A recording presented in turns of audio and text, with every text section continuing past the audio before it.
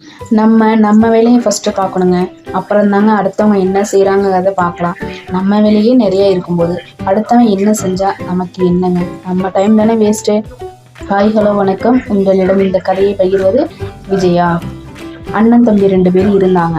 அண்ணன் காலையிலே வெள்ளனா எழுந்திரிச்சு சீக்கிரமாக குளிச்சு ஒரு குளத்து பக்கத்தில் போய் உட்கார்ந்தான். தம்பி என்னடா இவன் சீக்கிரமாக குளிச்சு போய் குளத்து பக்கத்தில் உட்காரானான்னு சொல்லிட்டு ஒரு ஓரமாக ஒளிஞ்சு நின்று பார்த்துட்டு இருந்தான். அண்ணங்காரன் வரிசையாக கல்லை பொறுக்கி அந்த குளத்துக்குள்ளே 1 2ன்னு எரிஞ்சிட்டு இருந்தான். அங்கே இந்த வழியாக போகிற ஒவ்வொரு மக்களாக ஒவ்வொருத்தவங்களா வந்து அவங்ககிட்ட, ஏன்பா தம்பி எதுவும் வேலை இல்லையா என்ன, ஏன் இந்த குளத்துக்குள்ளே கல்லை தூக்கி போடுறேன்னு கேட்டாங்க. ஒவ்வொருத்தவங்க கேட்கலையே அவன் பதில் சொல்லலை. அந்த மாதிரி நிறைய பேர் கேட்டுட்டு போனாங்க. ஆனால் யாருக்குமே பதில் சொல்லலை. கிட்டத்தட்ட 100 வந்துச்சு, 150 வந்துச்சு, 200 வந்துச்சு. யாருக்குமே அவன் வாயை திறந்து பதில் சொல்லலை.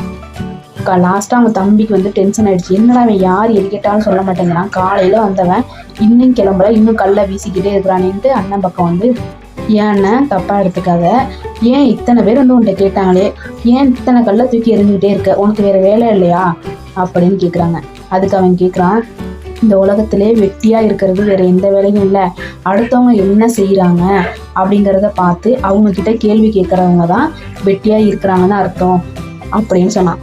அப்புறம் ஏன் நீ கல்லை தூக்கி போட்டுட்டு இருந்தா அப்படின்னு கேட்டதுக்கு, நான் கல்லை தூக்கி போட்டது என்கிட்ட எத்தனை பேர் வந்து கேள்வி கேட்குறாங்க, எத்தனை பேர் வெட்டியாக இருக்காங்கன்னு பார்த்தேன். கிட்டத்தட்ட 200 பேர் வெட்டியாக தான் இருக்கிறாங்க. அவங்க வெட்டியாக இருக்கிறதுனால தான் நான் என்ன செய்கிறேங்கிறத பார்க்குறாங்க அப்படின்னு சொன்னான். இதை கேட்ட தம்பிக்காரனுக்கு ஒரே வெக்கமாக போச்சு. சரி நம்மளும் வெட்டியாக தான் இருக்கிறோமோ அப்படின்னு. இந்த கதை பிடிச்சிருந்தா லைக் பண்ணுங்க, ஷேர் பண்ணுங்க, சப்ஸ்கிரைப் பண்ணுங்க. Okay bye.